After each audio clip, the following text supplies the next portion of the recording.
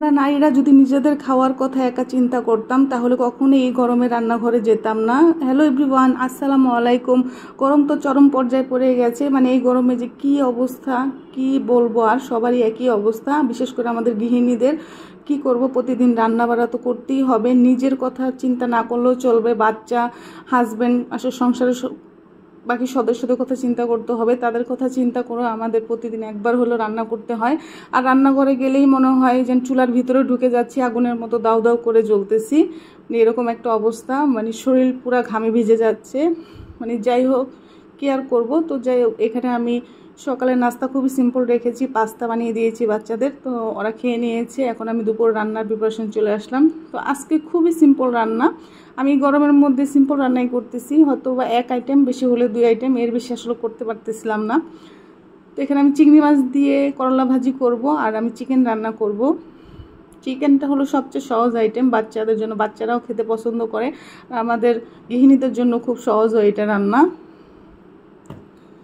তো আমার ঘরে এই করলা ভাজিটা সবাই পছন্দ করে, বাচ্চারাও পছন্দ করে, কারণ এটা চিংড়ি মাছ দিয়ে করে আর একটু মশলা দিই। আমি সাধারণত ভাজিতে কোনো মশলা ইউজ করি না, কোনো মশলাই দিই না। তো এই চিংড়ি মাছটা যখন ভাজি করে করলা ভাজি দিয়ে, তখন আমি একটু মশলা ইউজ করি, দেখতে ভালো লাগে।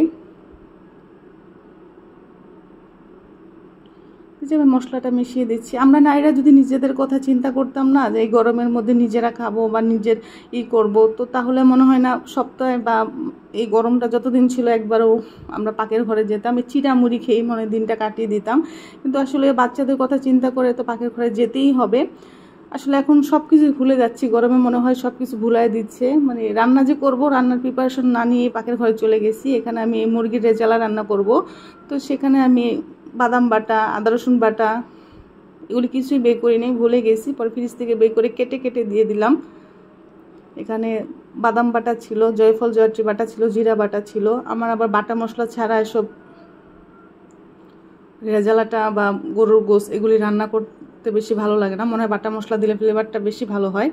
তো যাই হোক, এখানে আমি কয়েকটা টমেটো দিয়ে দিয়েছি। আসলে আমি এই গরমের মধ্যে চেষ্টা করতেছি মশলা খুব কম খেতে, তেল মশলা সবই খুব কম দিয়ে রান্না করতে। এখানে আমি চিকেনও অত বেশি তেল ইউজ করি নেই, কারণ চিকেন থেকে কিছু তেল উঠে আসবে, আর এভাবেই রান্না করলে আমার মনে হয় গরমের শরীরটা, বাচ্চাদের বিশেষ করে শরীর ভালো থাকবে। তো যাই হোক, এই যে আমি চিকেনটাকে ভালোভাবে করে এখন আলুটাও একসাথে দিয়ে দিলাম, কারণ চিকেনটা যেহেতু বেশি ছোট, তার জন্য আলু একসাথে সিদ্ধ হয়ে যাবে। যে আমার কষানো হয়ে গিয়েছে। আর তেল মশলা যত কম খাওয়া যায় অতই মনে হয় বেটার। আমি কালারটা আনতেছি টমেটো দিয়ে, যাতে কালার ভালো হয়, বাচ্চারা দেখে খেতে চায়।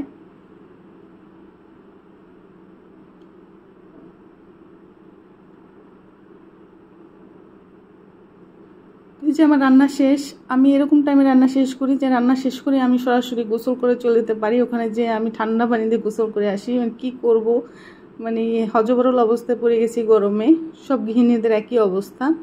তো আল্লাহ যেন তাড়াতাড়ি বৃষ্টির ব্যবস্থা করে দেন, ওই দোয়াই করি, আমিন। তো এই যে দুপুরের রান্না খুবই সিম্পল, কিন্তু খেতে মোটামুটি ভালোই লেগেছে। করলা ভাজি, সালাদ ছিল। সালাদ তো প্রতি বেলায় একটা আইটেমে রাখতে চেষ্টাই করি শসার জন্য। আর চিকেন, আর এই যে আমার মেয়ে দুষ্টামি করতেছিল কি নিয়ে জানি, আর আমার ছোটো জনের খাওয়া শেষ। চিকেন দেখলে তো সে পাগল হয়ে যায়। তো যাই হোক, বাচ্চাদের সন্ধ্যার নাস্তায় কী দিব প্রতিদিন ওই টেনশনে থাকি, ভাজা পোড়া তো দেওয়াই যাবে না, তার জন্য একটা ডেজার্টের মানে করলাম। তো এটা খুবই মজার খেতে, বাসায় যে ফল থাকে ওটা দিয়ে আপনারা বানিয়ে নিতে পারবেন ঝটপট। সাবুদানা, গরুর দুধ আর চিনি আমি একসাথে মিশিয়ে, পরে ঘরের যে কটা ফল ছিল সবই দিয়ে ঠান্ডা ঠান্ডা দুধ দিয়েছি।